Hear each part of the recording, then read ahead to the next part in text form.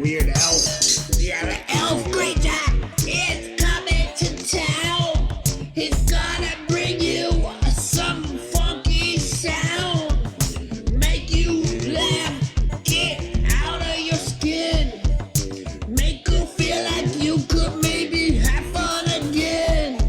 Been working hard on your farm, making things good. Time to party like you should. Make sure things are bringing. Welcome to the Wake the Farm Up, Maintaining Ground podcast. Today we're going to be talking with Nick Firmhand and Adam of Dual Power Gathering. If you want to know what that is, you came to the right place. Check it out. We're going to be having some interesting stuff going on here in this show. But check it out. We got some amazing shows coming out. Just wanted to tell you that real quick. We got shows coming from the Electric Forest up in Rothbury, Michigan, V-Dub Lounge. We got some awesome shows coming out with several other homesteads and other adventures. It's going to be a good time. We're waking the farm up, connecting people, making conversations happen, sharing with each other. We're growing.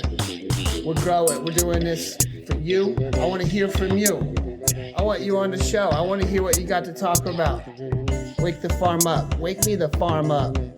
Come on, see you can wake the elf up. I want to talk about plants. What you got on plants? I've been talking about plants and I've been listening and growing and learning. Let's talk about some plants. We got all kinds of stuff here. So here's one from your host, Andy the Elf. Enjoy the show. Support the show. Yeah, I know it's weird. That's what makes it what it is. This is weird. Listen to the sounds of the forest lords.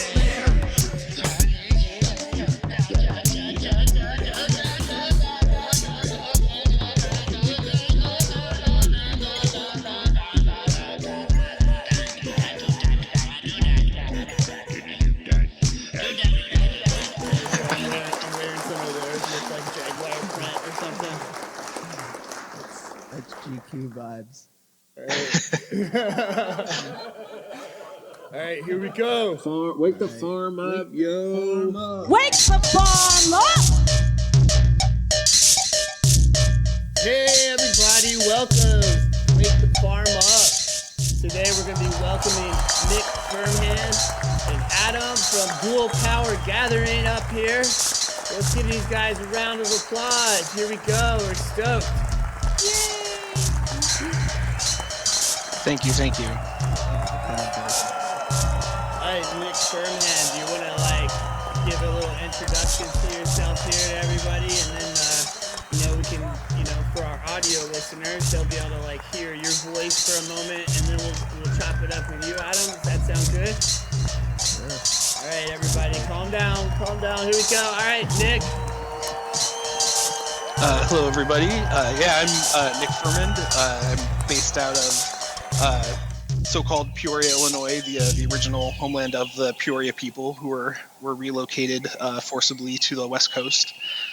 And I'm an environmentalist, environmental justice activist, and anti-racist educator, facilitator, and life coach. Right. Wake the farm up! All right, Nick, give a Firmhand a round of applause for this one. All right, Adam, step on the mic. What's up? My name's Adam. I'm from the Chicagoland area and the traditional homeland of the Potawatomi in Miami. And I am, in my free time, a therapist. And when I'm not doing that, I'm organizing, and I'm involved in different kinds of projects, mostly mutual aid kinds of projects, and trying to bring people together to hang out and talk shop about how to make a better world. All right, we're getting excited about that one. Yeah, everybody. All right, calm down again. All right, now then, you know me. I'm your host, Andy the Elf, host of the Wake the Farm Up podcast, and I'm really excited to be talking with these guys about all the work that they're putting into different projects and, some of our different ways of thinking. And, with the whole Wake the Farm Up podcast, I'm trying to bring in a lighthearted way, a presentation of information that is absolutely liberating. Being able to grow your own food is absolutely liberating.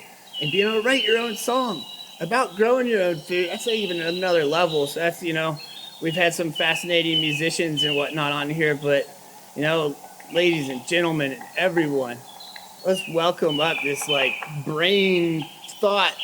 I feel like the mycelium of my brain just, about to explode right now. I'm so excited about what we're going to get into, just to get, right into it. Let's explore this thing. Adam, you mentioned mutual aid. Let's explore what that is for everybody. Some people, might be listening to this and know exactly, have their own idea on it, but, some of us might be new to some of these new ideas, so keep that in mind. Look around the room, you'll see everybody kind of how people are listening to this and feeling it. So, all right, Adam. Yes. Mutual aid. So mutual aid is basically what it sounds like. Mutual aid. You're coming together to help each other without barriers, and that can look a lot of different ways.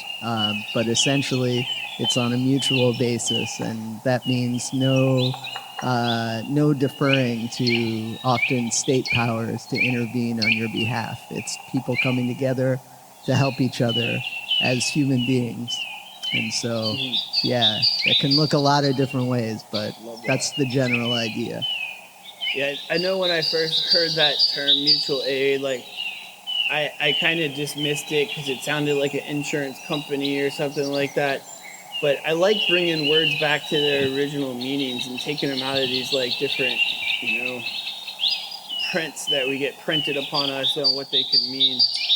So one of the big topics here that's overarching our conversation, everyone, is dual power.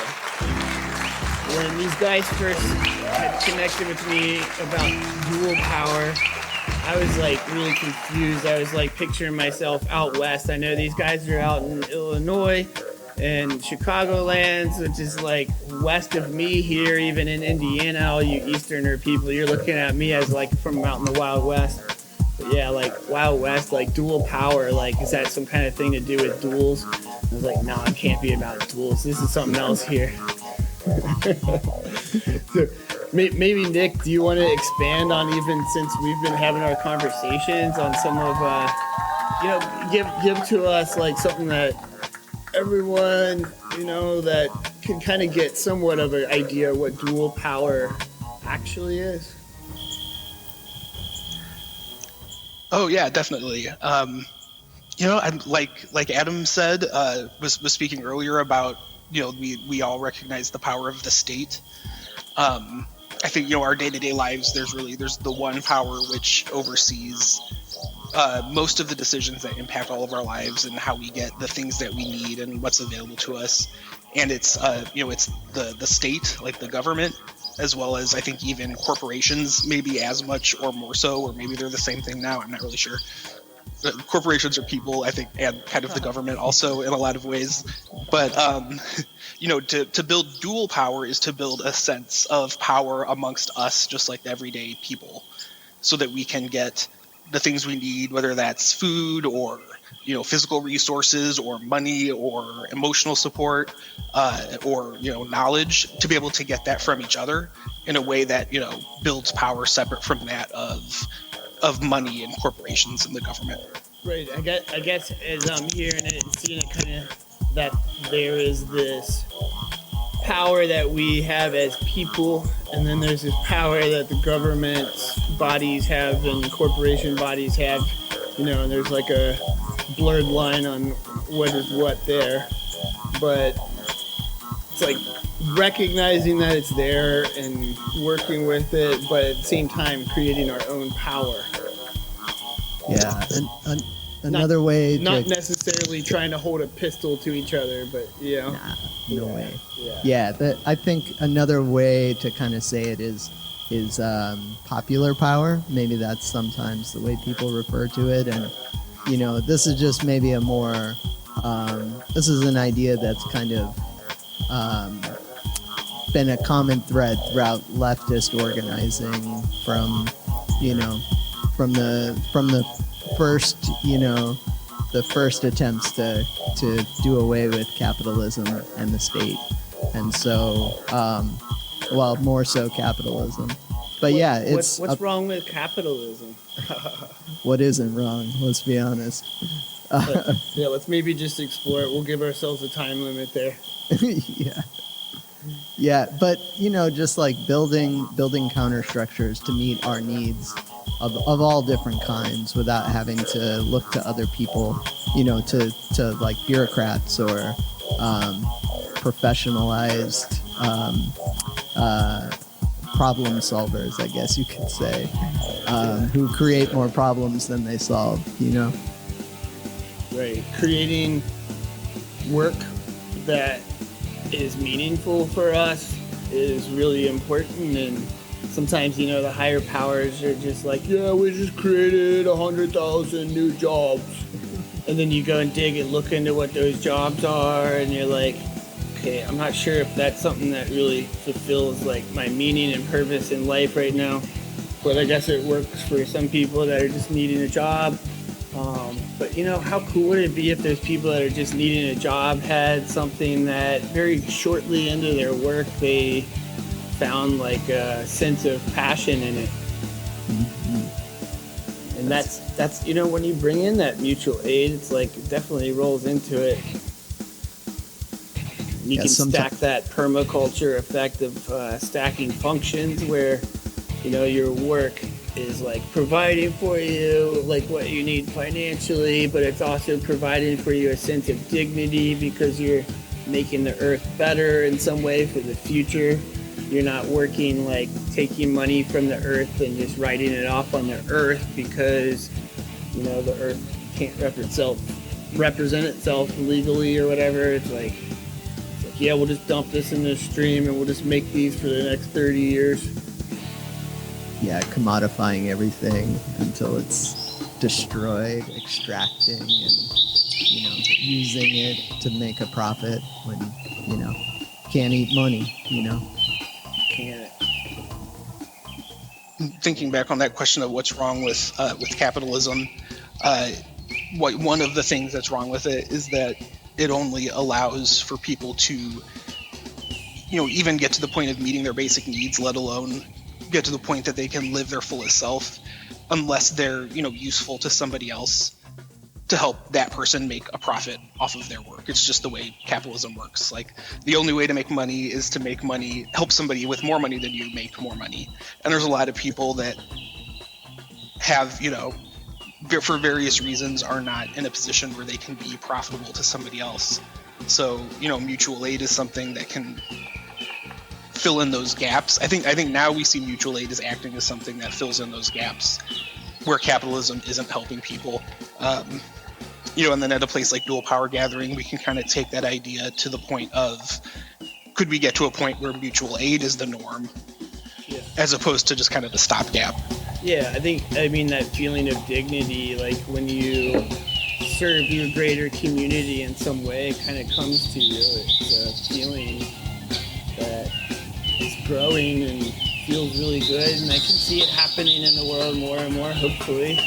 I see it. It's people looking out for each other, taking care of the people in their neighborhoods, taking care of people they pass by on the road, just like looking out for each other. And there's so many different ways in which that can look.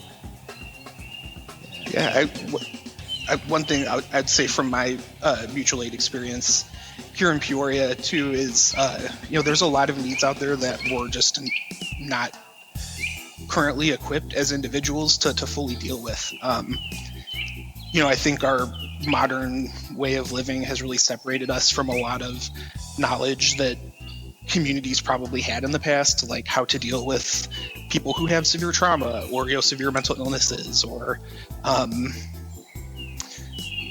other types of issues that that usually gets relegated to the nonprofits to deal with. I think a lot of us have become disconnected from those skills and from a lot of skills. And that's something that dual power gathering is also, addressing, because it's a chance for us to learn from each other. What have you done? What have I done? And we can kind of collectively build that knowledge and build those skills we would actually need to be able to take care of each other. I like that. It's very well said. I think, sometimes I think about, essentially the idea of dual power as anti-state, organizers are concerned, as far as we're concerned, that it's basically like mutual aid or solidarity turned into, structures that can oppose the current structures that exist and permeate our lives. So it's about, another way that it's described as a solidarity economy. That's sort of like, what are the components essentially that we can do to provide for ourselves the things that we need in the world as it is now. And so solidarity I feel like is a really important component or idea in all of it. And I think part of solidarity too is not just focusing on meeting our needs, or I guess I say this as a relatively privileged person, but not just meeting our needs, but also hopefully addressing and repairing some of the past harms that have been done in our system and elevating people who have been kind of pushed out and centering them the most. I think that if we're not doing that in our mutual aid work, then then we're not really truly taking care of ourselves, I guess, or of each other. So I think that's a really key part of it. Right. Communication. Yeah, I'm seeing there's a lot of different aspects in which there are ways in community to share things with each other and teach things with each other from our different specialties that will enhance. What I see is what we're looking at is nurturing our humanity, which I feel is above and beyond society and civilization's problems. Mm-hmm. And we're looking at how do we take care of ourselves and our humanity? How, are we able to look at each other and, be able to take care of each other's needs and in a way that's natural and it has a natural flow to it. Not like a burdensome, like you have to do 10 hours of community service every week and count it, clock in.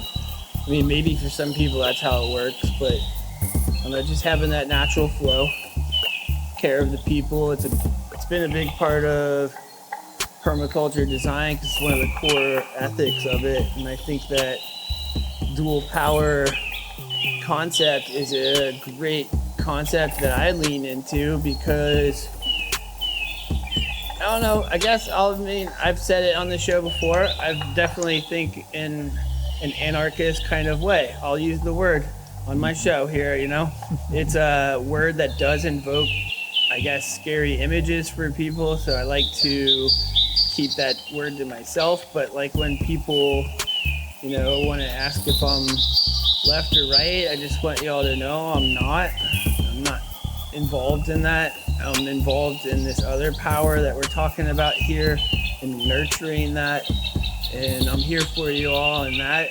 So if you like that, I like that, and if you don't like that, that's okay. I'm still here. I'll teach you a plant, and how to use it, and I'll encourage any government situation that is doing good things. But I definitely want to keep listening to the governing body of the earth, and I feel that the earth really wants us to nurture our humanity right now. And I really appreciate you guys sharing with us about dual power. And now that we've kind of talked a little bit about it, I know I want to keep going into it more. But will you share with us about the dual power gathering? You mentioned that a couple of times while we've been talking, so our audio listeners know what you're talking about. What is the dual power gathering? That's in August, right? Yep. Yeah, it's in August. It's August 17th through the 20th. just south of Chicago. We're kind of keeping the location low key until people register. When you register, you get to know what the location is and can make plans that way. But yeah, so the gathering is an attempt to, like Nick was saying, bring together people interested in essentially building dual power, but also people who are kind of like, unaffiliated might be the word. People just floating around out there and need connection with other people who are feeling the same way that like you were saying, Andy, the way of the world as it is now is misaligned with like what we know to be true, which is like that the earth needs to be healed and that we need to be healed, and that only in order for the earth to be healed we must like change the way we relate to one another. And so yeah, the gathering is an attempt. This will be the third. The first happened last year, and then there was another one in on the West Coast just a month ago, and now this will be an attempt to bring people together in the Midwest specifically, but anyone can attend. So yeah, so we're just trying to... Can you kind of describe like what the events were like, and maybe just give like the audio listeners here and the people here some like idea kind of what they could expect, from an adventure of showing up at something like this? Sure, I think Nick, you'd be great to share that. Sure. Yeah. Well, I can tell from what I experienced of last year's, which was the, I guess it wasn't a regional event like the two this year, so it was, I guess, the national or a national event. I'm gonna explain that again. Let's try and start again. Edit that out if you can. Edit one. Yeah. For sure, yeah. I went to last year's event, and I'd been doing mutual aid for about 3 years, and found out about this event on Instagram, that it would be a lot of mutual aid practitioners coming together to skill shares, and so we kind of chaotically assembled our team. I think we emailed like a couple days before and said, hey, can we just show up and figure out a spot when we get there? And somebody replied to the email and said, yeah, sure, come on up. And so I was only there for the latter half, but it was it's an unconference style event, so you're very focused on workshops, and each day, or I think at the beginning of the event, we'll gather and have a conversation and sort of collectively decide what issues and what workshops are going to be held. And then people can kind of self-organize from there and move through the experience. So we arrived pretty late and just crashed in the national park and camped kind of on a path somewhere and got woken up by some friendly hikers, but then wandered into the area the next day, and we're immediately greeted by a smiling face and a table full of leftist anarchist zines, and we knew we were in the right place. And the rest was history. And so now I've actually gotten involved, and I'm helping organize the Midwest version for this year. So it's very open, and it's definitely a community. Mm-hmm. So there is a website. It's www.dpgmidwest.org. Yes. If you go there, you can see all about the event. You can even go to the posts and check out some retrospectives, looking back on previous dual power gatherings. There's a lot of cool information in there. You can even register for the event if we get the show out in time before that, which I imagine we could. Yeah, I would add too that the unconference model that Nick was talking about is really an attempt to have us all collectively decide what we want to make the experience, what we want to make of it. And I think last year it went off very well. There was, like Nick said, an assembly at the start where we all just, as a big group of like 100 people, or more, there was a lot of people there, and we just discussed like what the process looks like, and we had a big board where everyone went and put up discussions they would like to have, skills they would like to share with people, and there were like time blocks, and so there was just an array of different discussions and all kinds of things. There was like an art tent, we had a kitchen tent, and we had catered meals for the weekend, for lunch and dinner, both 2 of the 3 days. So we fed ourselves, and there was maybe about 150 to 200 people that showed up throughout the weekend last year. So it was a pretty sizable event, and we're trying to replicate the good parts this year and kind of, evolve a little bit this year as well. Yeah, I think in some ways, I think what this event is and the idea of an unconference is that it's really just a container. Like, we're carving out this space and time for anybody, pretty much anybody that isn't looking for a dictator to tell them what to do. Anybody of that mindset to come together. Whatever our various energies are at, we'll throw them all into the soup, and it's a different soup every year, but it's always a very delicious soup and a very nutritious soup.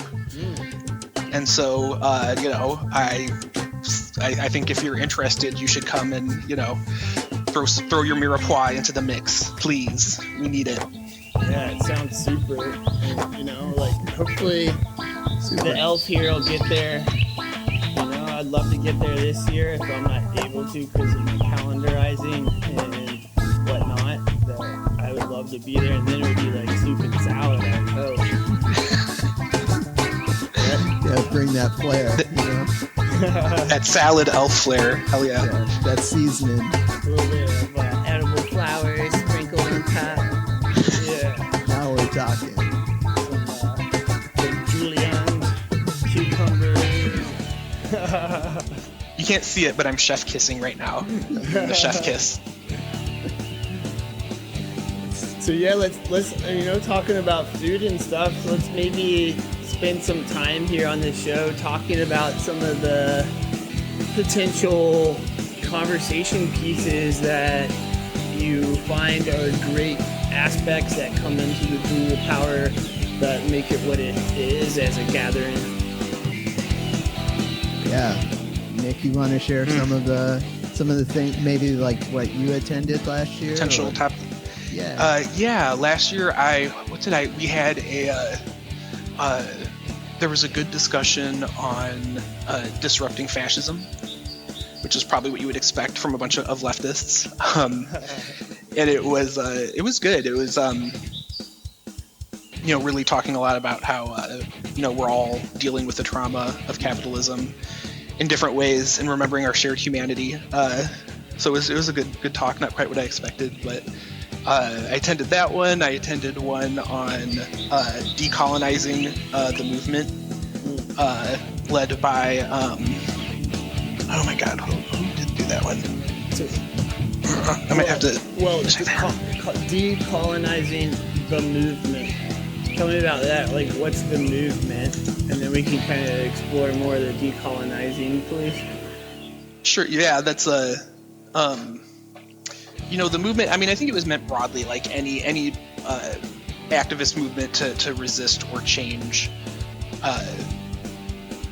like the state powers that are out there, or that oppose right-wing fascist ideologies.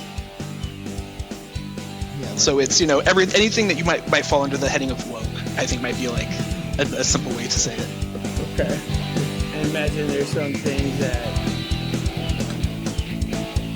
could be involved there in different levels, and I know.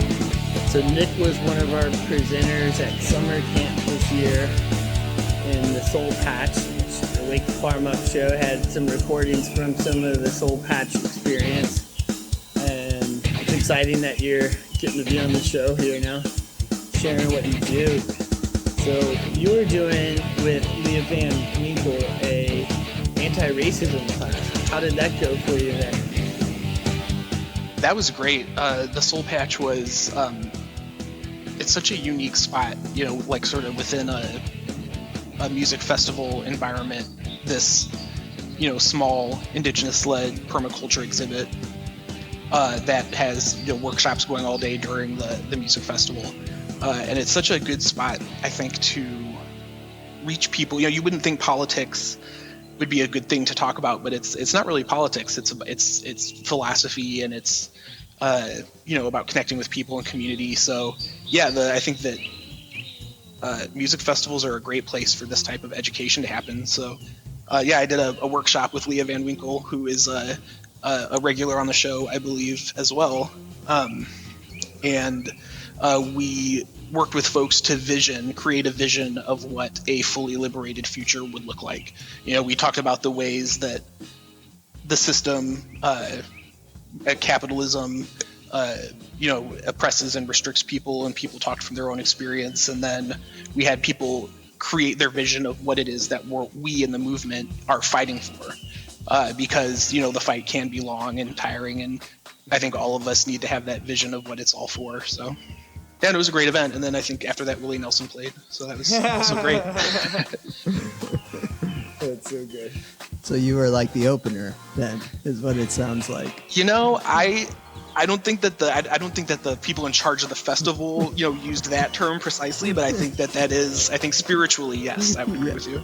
Well, I think it's great that an event of that size is supportive of what you're talking about here with the dual power, this like people-led educational sharing, dismantling the way that we've thought of things before, decolonizing our minds, and allowing ourselves to talk and listen and share and grow and figure out ways to liberate ourselves from dependency on, certain things that we don't want to be dependent on anymore.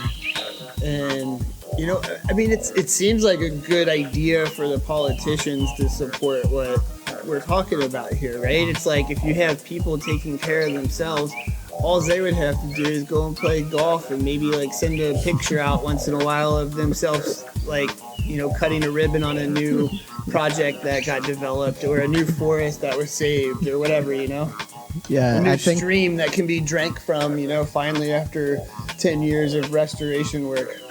Yeah, I think that's, kind of embedded in this idea of dual power, is to essentially build ourselves so strong and so, create a humane way of living, of meeting our needs together, that politicians are a moot point, essentially, that we can, sometimes the way it's described is more dramatic than that, we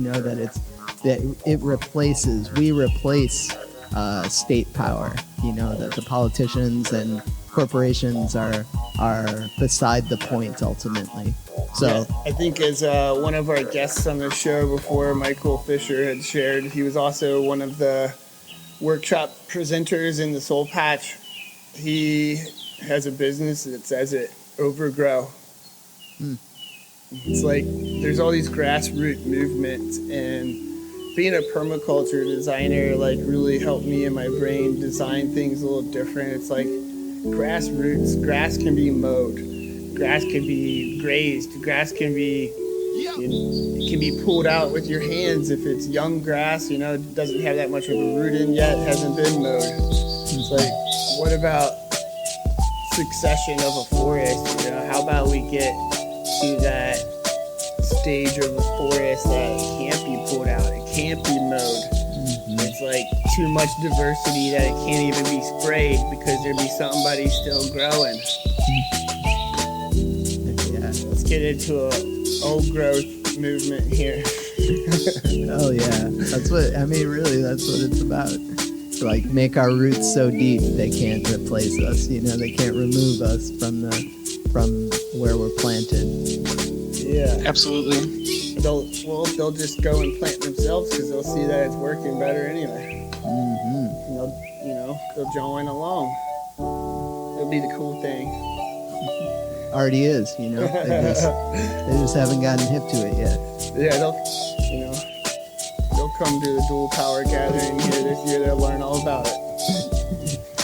I think the more and more people, or I think that we're seeing more and more people are kind of pulling their time and energy out of the corporate sphere or the nonprofit sphere, and actually investing in authentic, deep grassroots connections with people, around them. And I just think slowly, as more and more people do that, we'll begin to see actual solutions developing, real person-to-person solutions developing for the issues we have. Right. I mean, it's pretty clear, like, that the problems of our world keep getting more complex, but it's amazing how simple those solutions really are. Yeah. Absolutely.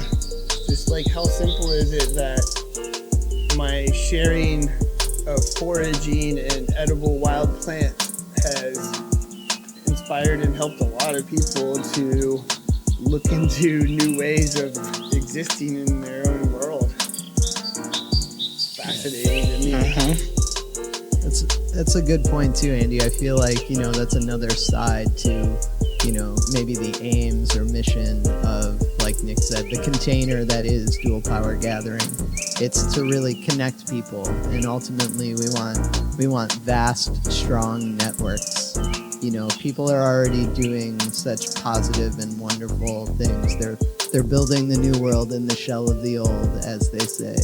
And I think, like you're talking about, like, you're chipping in, I'm chipping in, Nick's chipping in. Like, we're all doing our part to really, create strong networks, deep roots. Let's give a round of applause to everybody chipping in. Wake the form up. Wake the form up. Yeah, if you want to do something, take this show, copy, paste it, and send it to your favorite politician that you think might enjoy this conversation, and, encourage them to use their privilege and power to, like, do something real and clean up these streams and, make some policies that are actually going to help the people, like, be able to do mutual aid for each other better. Hell yeah. Yeah, that's, Absolutely. The dual power as an idea, or as, like, the idea that it is now, the strategy ultimately that it is, came out of the work of Murray Bookchin, who is known as like one of the foremost thinkers, anarchist thinkers, well, formerly anarchists, that developed what was called social ecology, and basically, kind of like gave rise to this idea of, like, human beings are inseparable from the natural world, and, like, how we treat each other reflects in how we treat the natural world.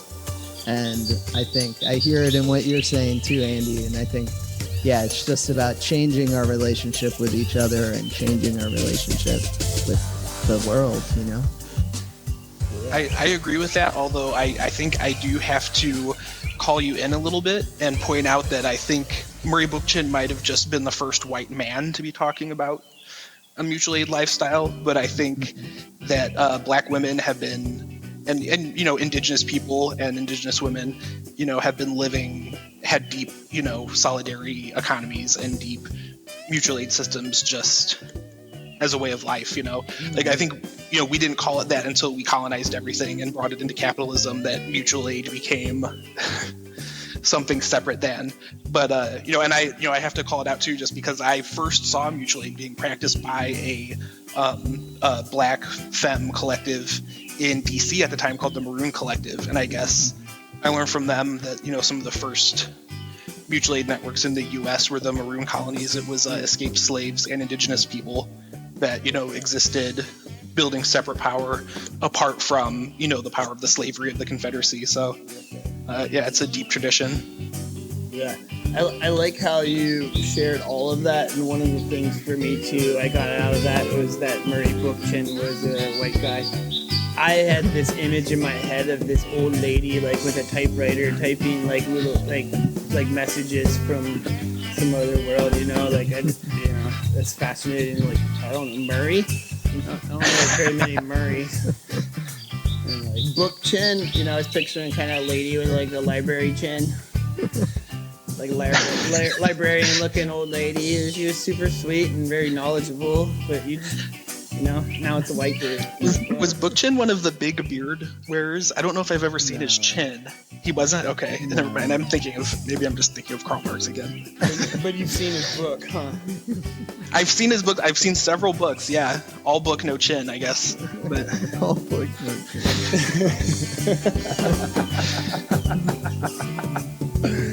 Hey, Chinny. Oh my gosh. can that could be the People are subtitle of cracking this up. episode? Can it be Murray Bookchin equals white guy equals all book, no chin? All book, no chin. You got anything on that, Adam? You were telling us a bit about the author. Oh, yeah. Do you think Yeah. we should go look him up?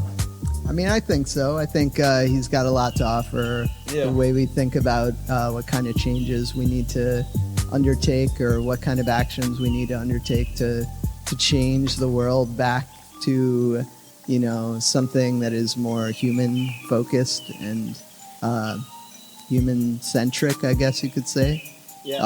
I'd But to like take a Nick look said, at it, like Nick said, it's a part of a long tradition that existed way before that dude. But that dude basically kind of reoriented the left's perspective on ecology and a return to ecology back when it was unfavorable or not even on people's radar. It was like back in the 50s and 60s.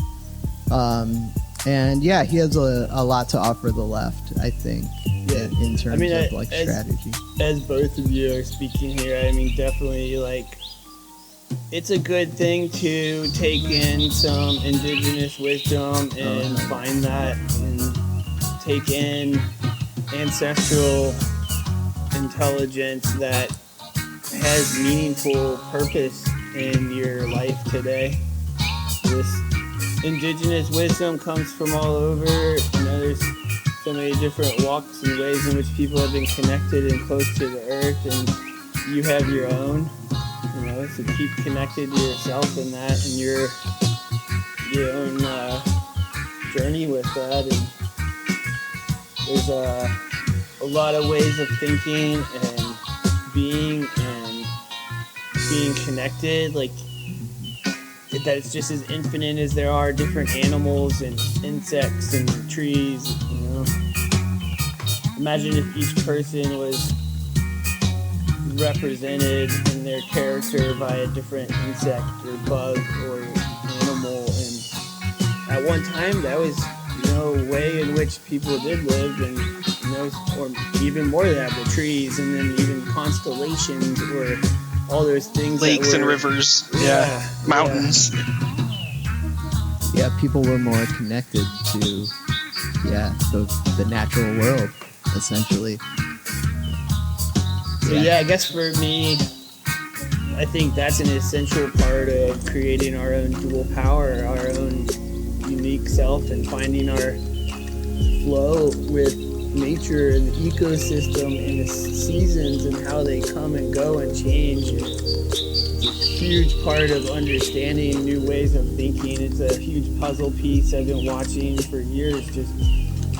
We all put together our puzzle piece of how existence is, but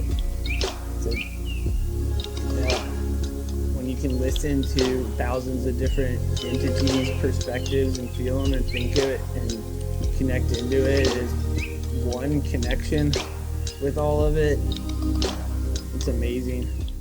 I think it's connection and cooperation, I think, is a big part of it. I think we're so driven into this competitive mindset that I guess when I think of myself in that situation where I'm enjoying the trees and the different animals and the insects and the different roles they play, I'm in a very cooperative mindset, and our constant need for competition really blinds us to those connections that we could be having. Right.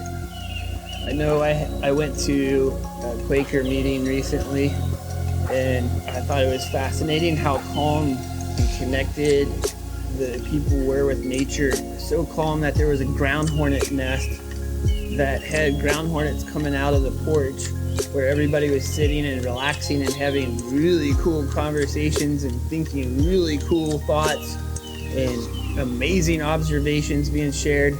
But I'll share with you guys that I was absolutely amazed by how there was hornets on people's shirts, children, like all of it was there. Like everybody was just calm. Nobody got stung. No hornets got worked up. No people got worked up. There was just this like connection, of that calmness. There wasn't like, I need to fight them because they might sting, so let's go get something to spray them with. It was just calm. It's like, let them be. I feel like that would have been a really awesome idea to bring into the how to deal with fascists workshop that we had at the Dual Power Gathering last year. Oh, it's a because I think they're the angry hornet's nest of the community. True. Not to call anybody out, but just stay calm and let them buzz around you. I don't know. Yeah, we might want to workshop that a little. Somebody's gonna want to spray them. Yeah, exactly. We gotta keep everybody calm. Just let them the winter will come and they'll get frozen. Yeah, it's like waiting for the right time to strike. You know what I mean? I just want to see the cost benefit analysis of their presence in the ecosystem one more time and see, do we really need all these varieties of hornets? Probably not human hornets anyway. Not human, right? Not the human hornets. Yes, not the human hornets. Yes, yeah, I agree. The cyborg ones or the robotic pollinators or all these things. That sounds like a climate change false solution. I'm going to steer clear from it. Yeah, tell us about some of the climate change stuff. I know that's something you've taught classes and workshops on, the false solutions to climate change and how those things are being presented by corporations to market things, all that kind of stuff, and how, I don't know, you've got a lot of insight, Nick, on that. I can say, what I know is what I've learned by listening to a lot of indigenous environmental groups like Indigenous Environmental Network and a group called the Hoodwinked Collaborative. And so that was really the information I was sharing. And at summer camp at the Soul Patch, I did a workshop on their zine that they put out, which really breaks down in a lot of detail how all of the sort of capitalist, corporate climate change schemes that are really more about allowing current systems of inequity to continue and making money for the people who are already making money off of this crisis, how to understand those and see them as the false solutions that they are, and what, real solutions are, addressing racial and gender equity issues, abolishing capitalism, abolishing white supremacy. These are all the massive level systemic changes that we need to actually live in harmony with the earth. So yeah, for folks, if you're interested in that, I would say don't go to me, go to the Hoodwinked Collaborative, because they're the frontline people who are really in it. And I think they spent a decade. This is the third edition of this book, so it's really great. I did a presentation on that. And I think that, the mutual aid lifestyle is, a lifestyle that works with a real climate change solution. The idea of us having direct power, direct say, as opposed to the corporations, which are doing most of the polluting and most of the environmental destruction, having them have the most power. We need to take that power back. Yeah, I was thinking as you're saying it, Nick, too, that essentially that's the heart of the dual power strategy for building a better world. That it's essentially it's again involving people in the process of making decisions about their life and making politicians a non-entity in the process. So it's really building our own abilities to come together and work together, cooperate, like you said, and learn how to decide together what things are better for everyone. Absolutely.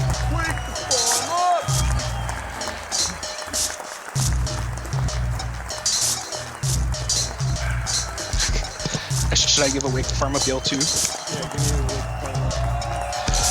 wake the farm up. Wake the farm up! I realized I'm in a room by myself. I can hear that unless I blow out the speaker. I guess. There's people over there like stateside, and it's crazy. All right, Adam, give him a wake the farm up. Wake the farm up. Yes. You guys are amazing. I know there's so many things I want to keep talking with you guys about. We got a little more time, I think, for sure. Do you guys want to talk about how you've seen outside of the dual power gatherings and whatnot, outside of the workshops in the real world? What are some of the ways you're engaging and helping encourage and support other people finding their way through this? Yeah, I mean, I could say, like, though it's not a solution in and of itself, I think my day job, essentially, I'm a therapist, so on an individual level, I'm like grappling with the challenges of the world, of just being human, or that alone is something worth grappling with, let alone the systemic issues that then layer on top of that. So I feel like I spend a lot of time talking with people about how to navigate it mentally, emotionally, and but as far as organizing goes, I think more trying to meet people's material needs together. Like I'm involved with a community garden, essentially a mutual aid garden in my neck of the woods. Yeah. Wake the farm up. Yes.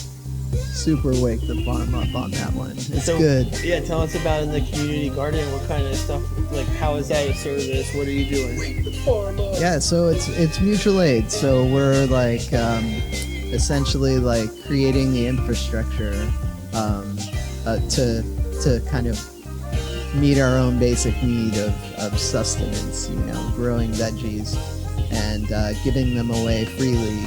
People take what they need, bring what maybe they're growing, and leave that for other people, and really create a different relationship to each other in a community, essentially, is what we're trying to create. So yeah, there's even more than the people in that community. There's the sun and the earth and the plants. Yeah, exactly. The sound of birds.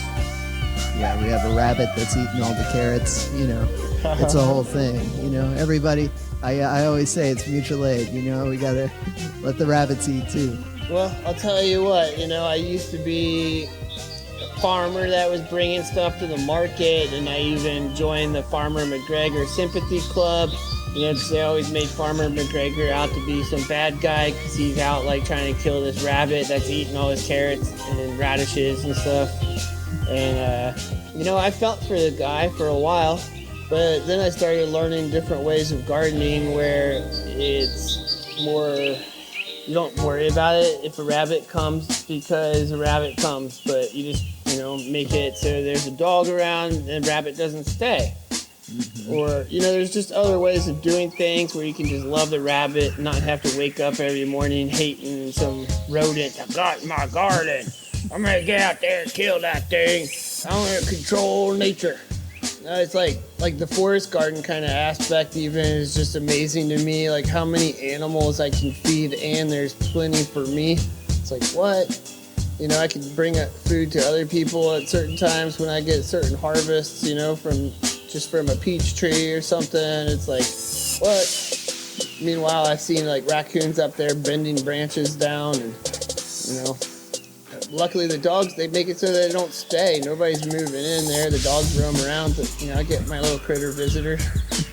Yeah, it kind of reminds me of, like, again, another reason capitalism is the wrong thing for humanity, and that, essentially it's about scarcity, right? Not having enough. And I think we're focused on creating a world of abundance because it's possible. It exists now if we change the way we relate to each other. So I feel if so much wasn't hoarded by so few, then there could be enough for all.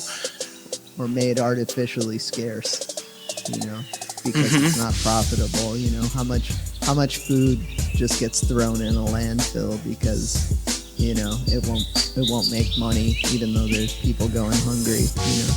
It's amazing with absolutely with the history of food forests. When you start getting into it, you know, there's a history to everything, right? But when you look into indigenous colonization, you know, when people came and colonized, the first thing they took out was their fruit trees, their food orchards, and places in which they could collect food.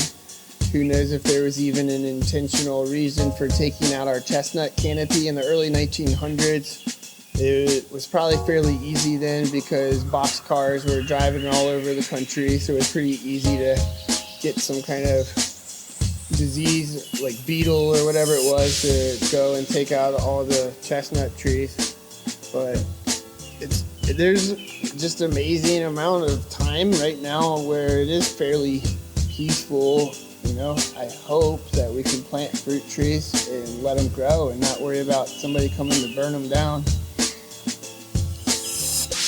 Well, where that takes me is, I think, you know, in our country right now, we're in a pretty peaceful time, comparatively speaking. I think, you know, there's going to be elections next year. It's going to get heated and crazy here again. And so I think that, you know, now when things are kind of peaceful is the time that we need to be really building our, you know, networks of solidarity and making those, you know, relationships, you know, strong and sharing information with each other. Because you always want to be preparing for when the next fire is going to come through, whatever that means. And think about all the, what do they call it back in 2020? Essential workers. You know, like think about what's essential to you. You know, like what else is there? Like we got probably the essential oil workers are essential workers. I would hope. So. I think so. I mean, it's like we need fields of lavender nearby us, you know, for our essential oil workers. To make sure because we're going to be stressed out as shit. Yeah. We need that lavender. We can't take those people for granted, you know. We got to really, like, thank them. Take time to smile and wave at them, you know, when you're going by, whatever it is. Maybe it's your cabbage farmer and, like, your gut health flora has been better since you've started eating, like, a sauerkraut that was made in your community. And you're taking those nutrients from the earth around you and it's becoming part of you with these bacterias. And don't take it for granted. They're here because we're in a peaceful time. You know, most of the monocrop agriculture that has covered the earth and dominated farming for so long has been a result of people being at war. When you have a village and your enemy comes and burns it to the ground, you're running to a new place, you grab your beans, your corn, and you can start over again fairly quickly. Where your fruit tree, you know, you're not going to go and dig that up and try to move it. Maybe if you're lucky, you got a seed and you can hopefully find a peaceful place to hang out for 15 years, but probably not. During a lot of those times, it was people were just fighting each other and moving each other all over the place. Yeah, I think it reminds me so much of, like, you know, as anarchists, what we reject is domination, whether that's a person over another person or controlling another person, but also as it relates to humans and their relationship to nature, to the natural world, to the earth, to non-human animals. That essentially that is a untenable relationship, unsustainable and corrosive, and that's ultimately what needs to change. We need to change our current trajectory of domination. So, yeah, I feel that. Yeah, and that's the new role, you know, it's a new way of being these days. It's not coming in like, who's the most dominating. It's like, alright, let's see what the real alpha is happening here. The real alpha is the one that can keep composed and the one that can listen. They might even start to glisten because they done listened and, you know, feel and have empathy and connect and know how to offer mutual aid when you're listening. You can't do it if you're not listening. You're just talking like me all the time.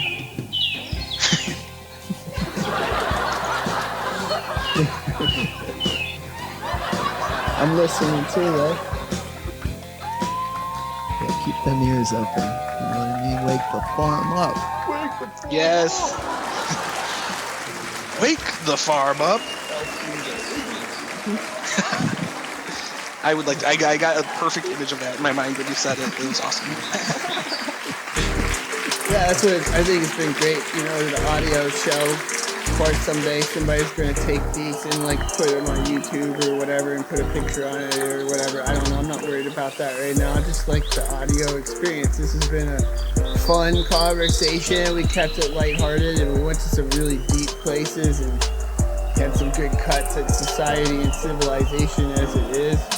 And gave some people some action points. They could go to the Dual Power Gathering August 17th, 20th near Chicagolands, and they could look into the website. We mentioned we'll have it on the footnotes, and we mentioned several other ways of thinking and terms that have developed. I did want to mention for our audio listeners, I mentioned being an anarchist, and now that you hear about the deeper meaning of what that means for me, creating that dual power, empowering people, supporting and encouraging people to find their passions and their ways is what it means to me. And I see that as a very peaceful thing. And historically, looking at democracy as we've known it, it's been fairly violent.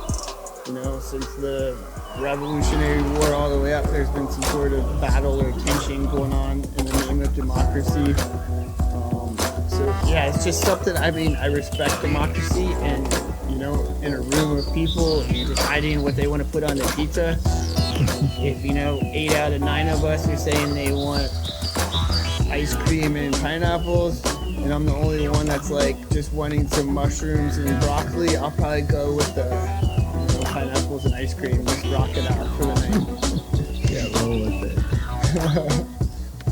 Yeah, I think there's a, like you said, Andy, there's a history to everything, and I think when it concerns anarchism, you know, anarchists have since the idea was formalized, have essentially rejected domination and hierarchy, and have come up with many different ways to try to break the systems of hierarchy and domination. And you know, that at a period was about, you know, striking back.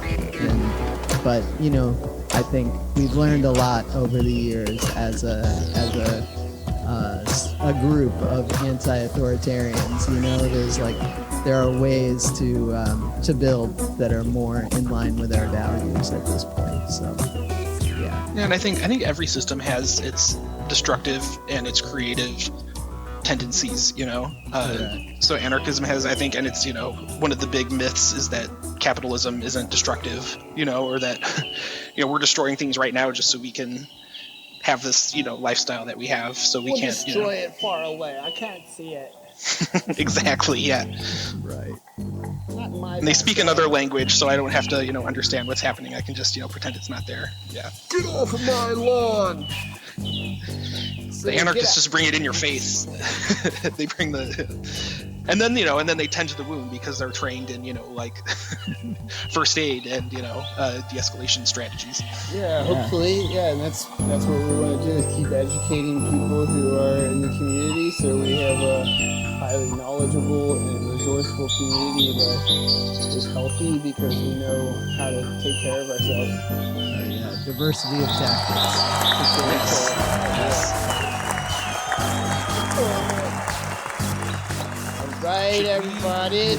Are there logistics that we want to make sure that we give? Adam, do you think there's anything logistic-wise people need to know about how to get to the gathering before we sign off? I just want to make sure we cover our bases. Yeah, you mentioned that you got to register. So Yeah. it's not like Gotta you register. got to Don't today, maybe tomorrow, you know, think about it, go look into it, put it on your calendar, and check it out. Don't do what I did last year and just decide to drive there and show up. No, actually, if you do that, we'll probably let you in. But, we prefer that you register. Yeah, no, everyone's welcome. You know, as long as, like Nick said earlier, you're not. Hey, I got a question. What do you want to ask, buddy? Yeah, I want to know, can I bring my pit bull? Oh, that is a great question. You know, if they're an affable little creature, of course, you know, does well with humans, there's going to be a lot of humans.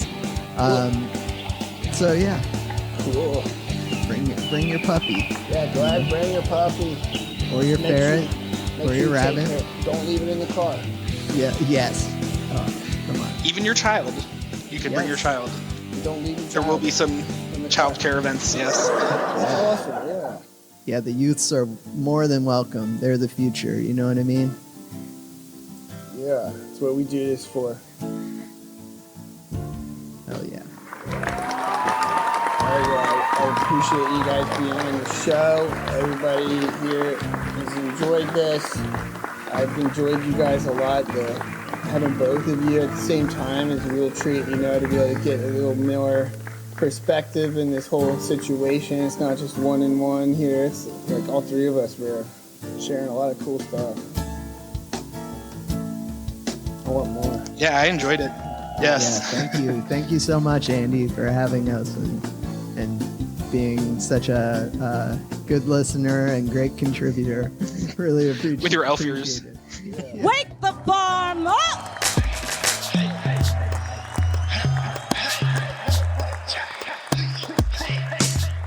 Thank you for joining us for another episode of Wake the Farm Up.